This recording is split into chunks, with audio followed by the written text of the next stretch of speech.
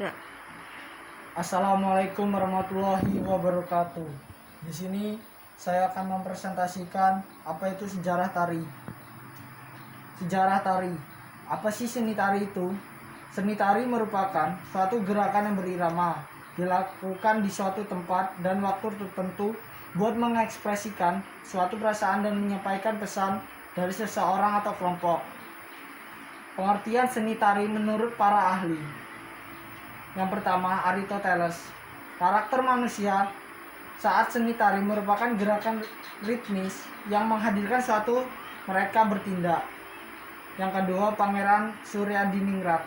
Tari merupakan gerakan yang dihadirkan oleh seluruh anggota tubuh seseorang yang dilakukan selaras dengan irama musik dengan maksud tertentu.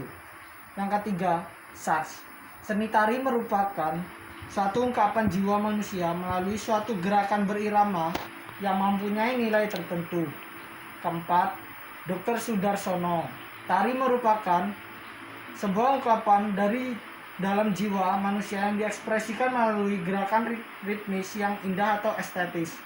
Yang kelima, M.A. Todora Retnomaru. Seni tari merupakan suatu karya seni gerak yang nggak akan pernah bersifat kontemporer. Yang B, sejarah tari di Indonesia. Yang pertama, era primitif. Dimulai dari awal sebelum adanya kerajaan di Indonesia, tarian dipercaya sebagai sebuah daya magis non-sakral. Jadi, terciptanya tarian yang dipakai berdasarkan kepercayaan mereka. Salah satunya yaitu tari hujan, tari eksorsisme, tari kebangkitan, dan lain-lain. Penciptaan tari ini didasari serta diilhami dari gerakan alam serta menirukan gerak makhluk hidup, seperti misalkan menirukan gerakan seekor binatang yang ingin diburu. Umumnya, tari di era primitif dilakukan secara bersama-sama atau kelompok. Yang kedua, tari menurut era Hindu-Buddha.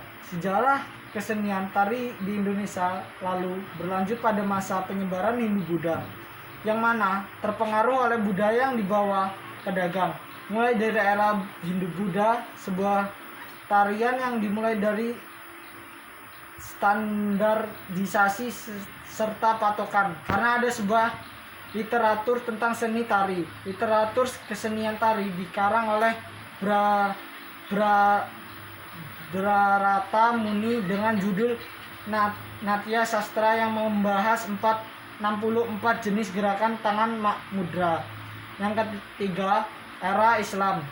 Pada era penyebaran agama Islam, tari cuma dipergerakan oleh orang-orang yang luar Indonesia dan dilakukan pada saat hari raya.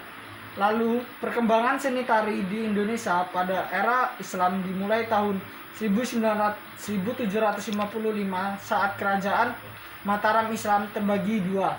Dengan dibaginya kerajaan Mataram Islam, kedua kerajaan ini menunjukkan identitas mereka lewat seni. Jadi tarian yang ditampilkan bisa jadi sebuah ciri khas dan identitas dari masing-masing kerajaan. Yang keempat, era penjajahan.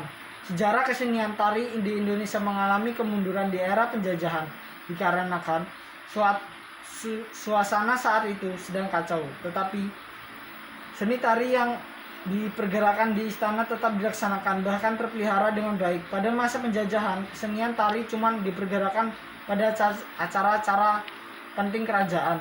Yang kelima, era setelah merdeka. Seni tari terus kembali berjalan setelah Indonesia merdeka. Jadi, tari bisa dilakukan buat upacara adat dan juga keagamaan.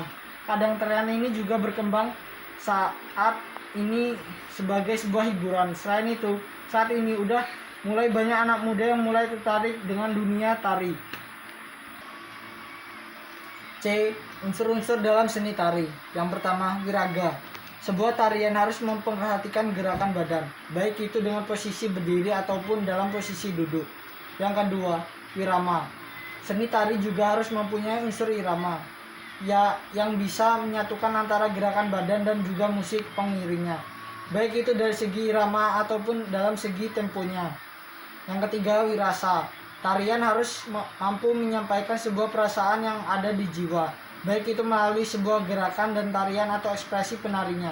Yang D, unsur pendukung dalam seni tari. Yang pertama ragam gerak, yang kedua ragam iringan, yang ketiga rias dan kostum, yang keempat pola lantai atau blocking. Yang E, fungsi seni tari. Yang pertama tari upacara, yang kedua tari pertunjukan, yang ketiga tari kesenian, yang keempat tari hiburan, dan yang terakhir tari pergaulan.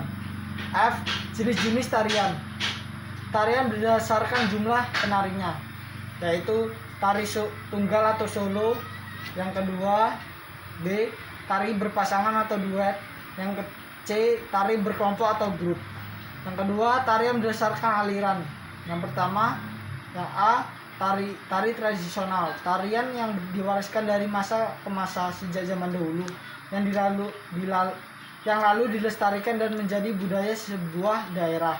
Yang kedua, B, tari kreasi baru, tari yang dikembangkan oleh seseorang koreografi yang sering sebuah penata tari.